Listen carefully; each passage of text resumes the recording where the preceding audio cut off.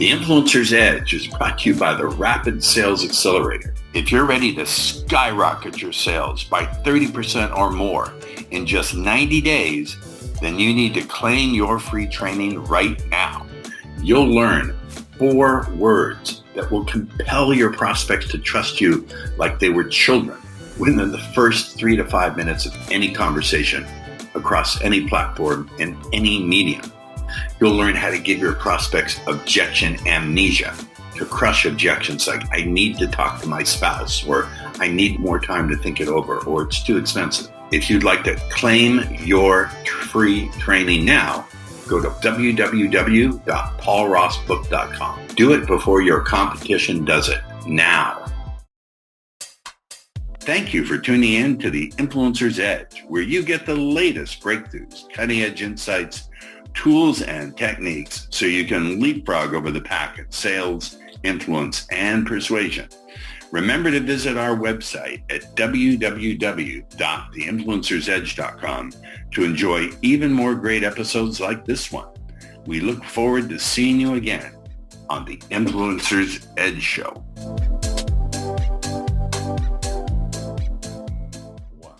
Welcome back to the Influencer's Edge. This is the podcast where we disconnect the dots, color outside the lines, think outside the box. I was having a little green room conversation with my guest today and giving her a fair warning about what a kook I am and how this can bounce all over the place. But our guest today, how do you pronounce your last name? Havel. Our guest is Stefani Havel. I need my coffee. And you're a DISC facilitator. Let's talk about, well, I'm going to read your bio a little bit. I never finish them, Stefani. Stefani Havel is a results-driven sales strategist, certified DISC expert. All right, 2 questions. First of all, what does DISC stand for? And second, is this a model that someone just came up with and it seemed to be practical and seemed to work, so people ran with it? Does it have any research-based efficacy? Tell me what's going on here with DISC. Yeah, great questions. Thanks for asking. Yes, it's a psychology-based program. It's been around for over 40 years. And the letters DISC, the basic idea behind the DISC framework is basically how we're all wired to think and process information. So there's 4 major styles, the D, I, S, or C.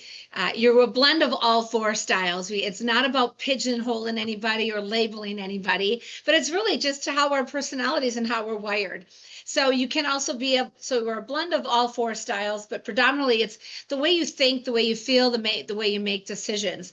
And so to get an accurate, reading of your style, we have you take an assessment. But basically, the D is a driver. So it's a dominant, influence, steady, or compliant, or conscientious. Let's see. D style, yeah. Let's go through those. So let's push the slow lever. Okay. Dominant, influencer, steady, and conscientious or compliant. Ooh, that's an interesting one. How do you, of all those words, because among other things, I'm a hypnotist, the word that really strikes me and lands with me is compliant. So what do you mean by compliant? How does that land in the Yeah. So the C style is somebody that is very questioning and skeptical. When they do not make decisions quickly. They like to think things through. They like to have information. They want data. They want proof. So oftentimes when you're in a meeting or I'm in sales and I teach people, and you have a client who's asking for a lot of questions, they want the data, they want the research, they need to think about things. That's typically a high C style. It's a little bit more introverted and they prefer a one-on-one conversation, but they really like to think about things. They value accuracy. So that is how we describe the C, conscientious or compliant style. I like that. Okay, so continue. So D. So the D is a driver, dominant. They're very direct, straight to the point. They make decisions very quickly. They don't think about things. They're like, okay, let's go. What do you got? What do you want? What do you need? And so Yeah. in They could sales, come off again, as if rude. They could come off it, even as short, exactly. rude. Exactly. Sometimes they're misinterpreted because they can tend to bulldoze over people. So there's strengths and challenges to each behavior style. And so that's what's so fascinating is when you really understand the styles, it really helps in your communication, not only with clients, but even in your family and your personal relationships or going on vacation. The D is like, let's go, let's get up, let's go to the beach. They're at the beach and they're like, okay, I've been here for an hour. Now where are we going? Oh man, that's me. I've driven girlfriends crazy with Yeah, that. and you're right. Sometimes they can be insulting, and it's not. They don't tend to be. They don't want a lot of fluff. Don't give all the backstories. Just get right to the point. And what do you need and what do you want? And they want the outcome and the results. Okay, So, and I so then the influencer, these people, and this is my behavior style, typically very high energy. We're quick to decide things. We love collaboration. When somebody comes to me with an idea, I'm already thinking, oh my gosh, maybe I could involve John and Mary and Sue and Dave. And we love stories. If you are trying to get me to do something, if you're trying to get me to do a project or go on a trip somewhere, tell me about the fun, what's exciting. I love high energy, charismatic. I love doing things in groups. So that's the I. And we're good at getting people to do things. I can tend to influence people to do things from my high energy. And then the S style. So at the can top I of the ask a wheel, question? So pause. yes, of course. This is fascinating to me. So the enthusiastic person, that kind of thing where they like to do things quickly and they can see themselves collaborating. I am thinking of people in my life who I've had to let go because they approach things that way, but then they overcommit and they can't follow through. They're flaky. Have you found that with each one of these strengths, there's a corresponding challenge that comes with it? Because I'm just thinking Absolutely. that what arises for me as I think about this is just the last two or three projects that fell through for me. All of them are what you described, but they were so overcommitted because they're so enthusiastic that they do Hmm. things where they don't have actual time for it. Am I right on the money with this, or am I making? Yes, absolutely. And it's so important, Paul, when I talk to leaders and I go into companies and train leaders, I teach them about understanding your employee styles because when you're working on a project, I call it putting people on the right seats on the bus. Because yes, the I will get everybody excited, but we make decisions very quickly. And sometimes that can come back to bite us in the butt. That's why we need that C style because they're going to think things through. They're going to cross every T and dot I's. They sometimes drive us crazy because they're over analytical, but then sometimes they suffer from analysis paralysis. They cannot make a final decision because they're so caught up in the data and everything, and they can't move a project forward because they're afraid of making a mistake. So that's where that I behavior style comes in and says, all right, come on, let's go. Great. We've got the data. We get them excited and then let's go. But you're right. We can tend to make decisions too quickly, get too excited, and then not follow through. I remember someone, maybe it was on Shark Tank or a very famous entrepreneur wrote a book, and he said successful entrepreneurs can compartmentalize their mind. So they have the creator, the critic who tears apart the ideas, and then the evangelist. That first they have this wonderful creative vision, then they go, wait a minute, what could go wrong here? And once they've got those holes filled, or at least they think they do, then they become an evangelist for what they're doing. Does that Yeah, make and it's interesting that you say that about Shark Tank because in one of my presentations, excuse me, I break down profiles, LinkedIn profiles of the sharks. And it's very clear just by looking at their profile what their behavior style is. So You got when to tell people, me Mr. Wonderful because he comes off as so analytical and impatient and give me the numbers or you're yes, he's a very high D, driver dominant. When you look at his picture, he's not smiling. His picture's like and he's got like a little black, it's kind of shadowed out a little bit. So very, very just direct. And you see that in his thing right away. He gets right to the numbers. This is what I think. He doesn't want to fluff. He doesn't care so much about the bet. He's not one of the sharks that says, so tell me, how did you get started? Tell me, what do you love? Right away, he wants to know the numbers, the facts, the outcome, and then he'll make his offer. He doesn't care. where you grew up or what you done. It's just not how he processes and how he likes to do business. Right. Um, and then there's some Daniel Lebetsky. He's founder of Kind. He's kind of a newer shark or a guest shark, if you will. Um, his profile, his about section is like 2 paragraphs long about everything he's done. Very detailed, very analytic. He's in food science, very analytical, and he's got like this kind of gentle smile in his picture. Mark Cuban's about section says, "I'm an entrepreneur." That's He's it. what? He's an entrepreneur. That's it. He's very direct and to the point, Mark Cuban. But he has a lot of energy and some flair to him. But when you look at the profiles, the LinkedIn profiles side by side between Mark Cuban and Daniel Levetsky, is Mark, his about section, is all it says is, "I'm an entrepreneur, period." Daniel Levetsky has 3 paragraphs about everything he does, very scientific words. Sometimes I don't even understand, but just by looking at that, you can see if I'm going to call either one of them to do business. Mark Cuban, I better get straight and to the point. Daniel, get the details, get the facts, be ready to be prepared to, lay it all out there and give the data. So it is a really fascinating program, and it works well, again, even in families, in By the way, relationships. my niece Sammy got a deal on Shark Tank. Really? Yeah, she got a What deal. what was her product? It's called Flouse, Flaus. It's an electric teeth flosser. Okay. Yeah, she's doing very well. Anyway, How exciting. I'll have to look it up. I love Shark Tank. yeah. So let's get through this. So when your clients come to you, you teach them first. I'm assuming you put them through the model so they can discover which they are, correct? Correct. Yes. And then how do you teach them? If I'm in a negotiation with someone, I obviously can't say, "Hey, wait a minute, pause, take this test so I can see how I can most efficiently negotiate with you so I can beat the pants off you." So what do you teach them as far as reading other people or asking the kind of strategic questions that would let them know how the person on the other side of the table or the prospect or etc.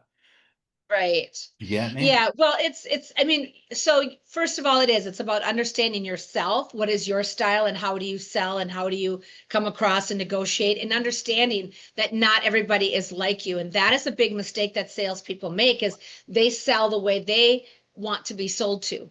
Yeah. And so, and I learned that early in my career because I am high energy. I tell stories. I talk a lot. Sometimes people are like, "Okay, enough. Just get to the bottom line, lady." Okay. Or I gloss over details. And so I've lost people. So one, understanding your style. But once you understand the behavior styles, you can pick up on those cues. So what I teach people is, one, again, look at profiles, Facebook, LinkedIn, any of that kind of stuff. You can observe their body language. Let's talk That about that. Let's talk the about that. the body Because, language. yes, I'll tell you Yeah. why. Because another niece of mine, who's even more successful, Vanessa Van Edwards, has written 2 books on body language, and she's ranked one of the top 3 or 4 gurus in the world on this. So, body language, let's feature what are some of the things we can look at that correlate with where people are in the disc model? Yeah, so the D behavior style, again, in their language and the body language and verbal language. They're, hi, if I were to say, "Hey, Paul, how's it going?" Great. So what's this podcast deal about, right? They're leaning in. They're very short, direct, to the point.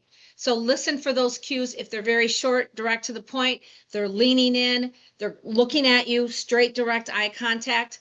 It's almost like it's a lot of mirroring. If you've ever heard of mirroring Of techniques, course, right? of course. Mirroring. So really what the effectiveness of DISC is, if you can't remember the styles, is really just to mirror that person's behavior. So if they're coming at you very direct and straight to the point, now that's not my style, but sure, I can be that way. I can be like, "Okay, yeah, well, here's what I offer. Here's my program. Let's go." I can still be happy and enthusiastic. I don't just need to share all my stories in the collaboration. With high energy, I'm going to be direct and straight to the point with them. Now, the I people, we talk with our hands. Now, I'm Italian, so I naturally talk with my hands. But Yeah. they're going to be the people that even when they walk into a room, they're going to chit chat with the receptionist. They're going to be like, "Hey, how's it going?" Oh, they'll comment on, "Oh, I like that picture on your wall there. Oh, those are your kids, that your family." They always want a story. So always and then again, their body energy is very open, their hands, very animated with their features. Now the S and the C style, those are more, the S is very steady. They're very calm, patient, loyal. They don't make a lot of decisions right away. And they value loyalty and trust. So they might be a little bit skeptical. They'll tend to sit back a little bit. You'll see them kind of looking up, thinking about things. They're not going to ask questions right away. Neither will that C style. And again, this is where sometimes these people are mistaken as they don't care or they're not interested because they're sitting there and they're analyzing, they're taking in the information and they want to be sure that they have the right answer. So they're not going to speak up right away. So that's where when you notice that in a client, if they seem disinterested, don't matter, start repeating yourself again. Take a moment. Let me ask you, let's go through, is there anything that you would like me in the process to clarify for you? Or was there a section of our product or service that you would like me to explain, or what questions can I answer for you? Is there any data else that I could get for you in helping you make this decision? Right. So I can see how giving if them you ask those, time to I can process the see, I'm so information. sorry. I'm so sorry. I want to unpack your answer even better. You're doing a fantastic job.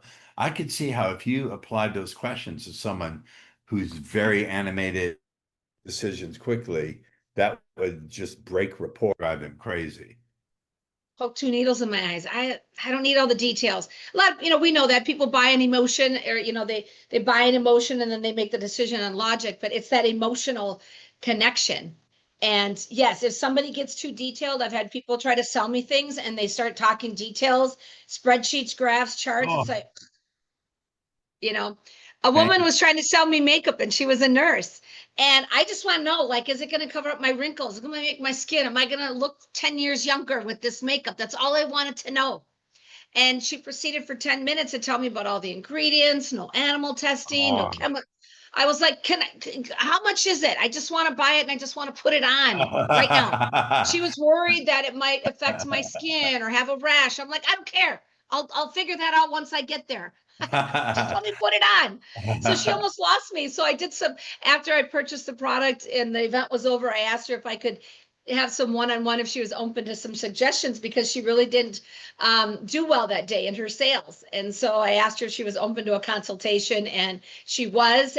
She hired me, and she's doing phenomenal in her business right now because she's changing up the way, not everybody cares about all of, is it going to make my skin break out? I mean, we care, but I want to know more about, is it going to make me look good? So when she could change her style and start mirroring the people that were coming up to her booth or stopping her and asking her about her product, when she started mirroring their behavior style, she's had amazing success. You're smiling ear to ear when you talk about that, which tells me that you're service-minded and impact-driven. You really, really like to see your clients. I'm sure making money is important too, being compensated, but it gives you a good sense of what's the word? Contribution when you see Yeah. that your work, you see the end result of your work. Good for Yes. you. That's a good. Yeah, it's in my heart. I probably get more excited for them sometimes than they do themselves. Well, remember, it's more important to get the compensation than the compliment. I find the more people compliment, the less likely they are to sign the check. Like that. It's more about let's say that again. It's more about the compensation than the compliment. The more they compliment you, the less likely they are to sign it or send the check. Yes, very good. I Try love to that statement. compliment you out of your commission. I've been there. I'm just thinking again, as I said to you at the beginning in the green room chat, this stimulates ideas in my head. I'm just thinking that this could cross over into other contexts that besides business, it would cross over into personal relationships. Absolutely. Absolutely. I talk about when you go on vacation, and people will, with a spouse or even like a large group of people. I went on a girls' weekend with a lot of my girlfriends, and I know what behavior styles they are. And, there was the ones that wanted to plan like what time we were going to leave, where we were going to stop for lunch, what time we were going to get up. They had the entire week planned. Ah, And that ah. wasn't me. Now I appreciated that, right? Because we were going into a city and a town that I didn't know. And I'm more the type of person, I just wake up and I'm like, I'll just go with the flow. Well, that doesn't work for them. So you have to understand now they would be like, okay, we got to go. We got to go. I'm like, I don't feel like doing that right now. Okay. But I respected the fact that that's just how they are. They like to have things planned. They want to know ahead of time. It gives them anxiety if they don't have things planned. So I respect the fact that they had a plan. And I just told them that, you know what, I respect the plan. I'm a maybe. I'm a type, and I told them I'm the type of person that I make more last minute decisions. And it avoided a lot of conflict. When we were just open in our conversation, like, hey, we're the type of people here. We're the make a decision on the fly kind of a people. You planners over here, great. We appreciated that. But we were also able to help them like, okay, maybe we don't have to have everything so rigid. What if we didn't plan the last day and we just went with the flow? Now that was hard for them, That's a but they nice appreciated compromise. it. No, I like that. That's a nice compromise. Wow. I definitely People will can see. sometimes be like, oh my God, why do we have to have everything planned? They can, and if they can't, it causes them a little bit of anxiousness Yes. if they don't have the plan, the itinerary, because they have this fear that something's going to go wrong or it's not going to go right, which, like I said, I appreciate it because we saw some really great things and had to do a lot of fun things that you needed a reservation for. Same thing. I'm single. I appreciate when a guy makes a date for a restaurant because I just go to a restaurant. I'm assuming I'm going to get to sit down. And all of a Right. sudden they're like, oh, sorry, we can't get you until 8:30. Oh, I made a reservation. Oh, well, thank you. No, So, no, I agree with you. It's an open secret that I have an alter ego who used to teach dating and pickup. And one of my rules was always make sure that you make the choice. You don't come to the woman and say, well, what would you like to do? No, that's weak and unmanly. You have the plan, you present it, and yeah, I can see how this definitely applies across the board. Now, here's my next question. So a client comes to you, you teach them all of this stuff. And my experience is that human beings have this odd thing that they'd rather continue to do what's familiar, even if it doesn't work, than change things up with the potential of things really working. So, how do you mhm. get clients to have the personal flexibility to change their style? I mean, I get it. More money will do it for some people, but for some people, it's got to, I don't know. For me, this is the biggest challenge in working with people is getting them into a space where they're flexible to actually take on the new behavior. Am I putting Mhm. this, am I, Yeah, well, I think you bring up a good point, and I talk about this a lot. So I worked in corporate America for 25 years, and I was I'm very sorry. successful. Right. Well, I've been liberated now. So, but I worked with a lot of teams, and I was constantly getting reorganized. My strength was I would be able to go into a group. I worked in retail banking and mortgage, and I would have a team that was maybe struggling. I was able to turn that team around, get them motivated, get them to the next level, and then they'd ship me off, so they would tee it up for the next manager, and then I would go into the next branch that was, sucking wind, and I'd get them up and going. But what I did was I understood what motivated each person individually. So one example I always like to share is when my last group of people was a guy was realigned to me. Now I'm a very high I, he's a very high C. So when you look on the disc wheel, it's DISC. So the two opposites, the I and the C, is the most challenging relationships. So I came in and he was a top producer, but he wasn't at the very top. He was like in the top 40, Oh, And so I said, well, you're not in the top 10. And he was kind of taken aback by that. I said, but I know how to get you there. And he's like, oh, okay, really, really? He said, and so I started out, I was like, okay, we can do this and we do this and this and this. And I was all excited. And I went back to my old ways and I was trying to motivate him the way I like to be motivated. The correct. cheerleader, the yay, rah, rah. He went to my boss I after hate working that. with me for 2 weeks and he said, I can't work for this woman. She's too much. I don't need all her yay, rah, rah stuff. Tell her just to back off. I can get to the top 10 just fine. I'm like, well, you haven't been there yet. So clearly what you're doing isn't working. But instead of trying to change him, I flexed my behavior style and I understood that what motivated him. So instead of our one-on-ones, instead of me doing the yay, rah, rah cheerleading, I would get out all the data, all the analytics, and I would show them all the reports of everybody in our metro area. And I would say, okay, well, Tom locked in 4 loans yesterday. He's closing 13 this month, and he recorded, 45 calls. What did you do? And then he could compare because he wanted the data and the facts. So when he could start to see on the charts where the other people were at, that's what motivated him. He wanted facts and proof and numbers. And that's what drove him. So I would send him the reports every morning. I'm like, okay, well, you ranked number 4 yesterday. So remember when you said you're number 1? You're not. But I'm going to get you there and I'm going to show you. So if you start maybe dialing up your call volume and maybe if you did some of these things, and I showed him the numbers. So it was me flexing to him. Right. And made all the difference in the world, elevated our team, rose to the top 10%. He rose to the top 10% of the company, stayed there consistently for 3 years. When he left the company, there was a lot of reorganizations. My job was eliminated. He left the company. He said to my boss, he went back to him and said, she's the best manager I've ever had in my career. And if I ever have an opportunity to work for her again, I would in a heartbeat. Because I understood him. I flexed my way. Instead of saying, well, if you're not going to do it this way, if you're not going to go out and do events and socialize and all that kind of stuff, it wasn't his deal. He wanted one-on-one meetings. So I could go out and do my dog and pony show, right? I would go to real estate offices and I'd connect with all these realtors and I'd do speaking engagements. And then he would be in the back of the room. And I'd say, great, now I have a top loan officer for you to work with. He only works one-on-one. So let's get you on a scheduled appointment. And he would sit there, just one-on-one appointments. Phenomenal one-on-one. I did the woo-woo and he did the one-on-one and we ended up being a great team. And I'm seeing it and connecting the dots. so I hope that explains your question. So for It the people, explains it right, beautifully. when you're leading people, it's not about trying to get them your way. That's why it's so critical that you understand your style. Like, not everybody appreciates me and my energy. And I can't change. I'm not going to change. I'm always going to be high energy. But could I deliver him those analytics and reports and talk numbers? And sure, but I'm still going to have fun with it, right? I don't have to. It's not like I have to change. I just don't really enjoy it as much as he did.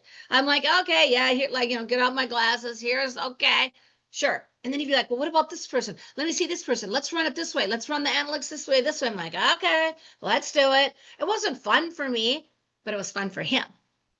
And so that's how I was able to elevate him to the next level. And he freaking loved it. And to this day, like I said, he's very successful and very appreciative that I understood his way of processing information, doing things, etc. I get so excited. I could talk about this for hours. I'm sorry. No, that's what I want. I want you to get excited and shine your brilliance and your passion. That's the whole point. Seems to me there are 3 elements of this. There's you understanding your style, it's you understanding the other person's style, and then it's you understanding what the interventions are to get that person to be flexible enough to either exercise their style with strength or to add in other styles and be able to switch back and forth between them. In engineering and my discipline, neurolinguistic programming, we call this requisite variety, which simply says the element in the system that has the most flexibility will control the system. And it seems to me that to be good at what you teach and implementation, you have to have that flexibility in your behavior and your thinking. And that to me seems to be the difference between people who succeed with it and people who don't, which is, I think, generalizes in all of life. We're actually at our time. We've actually burned through 30 minutes, if you can believe that. And you didn't even get more than 2 sentences of my bio. I told you, I never go through the frickin' bio. I never do. I very rarely do that. But here's what I will do. I know that my audience will want to stay in the conversation with you. There's got to be ways to do that. So let's hear how someone watching this can go, all right, Stefani really got to me. I want to talk to her more. I like her animated style or whatever it is. How can they do that, Stefani? Absolutely. Well, you can always go to bettercallstephanie.com and I spell my name Stefani.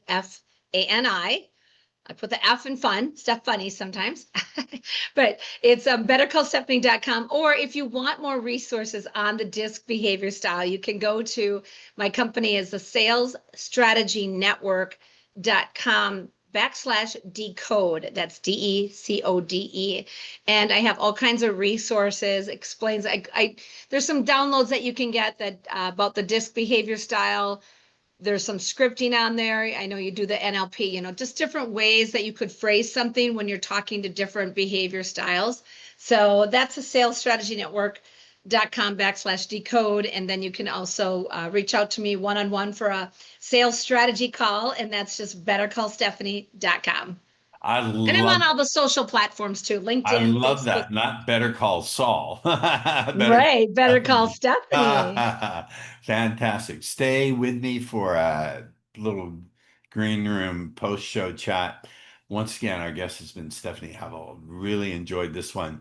And as I close every show, I want to issue a plea to the hostile alien armada in your cloaked spaceships hovering just outside of Earth's atmosphere. Remember, eat the Canadians first. And we'll see you on the next episode of The Influencer's Edge. The Influencer's Edge is brought to you by the Rapid Sales Accelerator. If you're ready to skyrocket your sales by 30% or more in just 90 days, then you need to claim your free training right now. You'll learn 4 words that will compel your prospects to trust you like they were children within the first 3 to 5 minutes of any conversation across any platform and any medium. You'll learn how to give your prospects objection amnesia, to crush objections like, I need to talk to my spouse, or I need more time to think it over, or it's too expensive. If you'd like to claim your free training now, go to www.paulrossbook.com. Do it before your competition does it now. Welcome to the Influencer's Edge. This is the place where you come to get the latest breakthroughs, cutting-edge insights, tools, and techniques to leapfrog over the pack in sales, persuasion, and influence. Be sure you visit our website at www.theinfluencersedge.com. And while you're there, subscribe to us via your favorite network. Now sit back, tune in, and enjoy today's episode.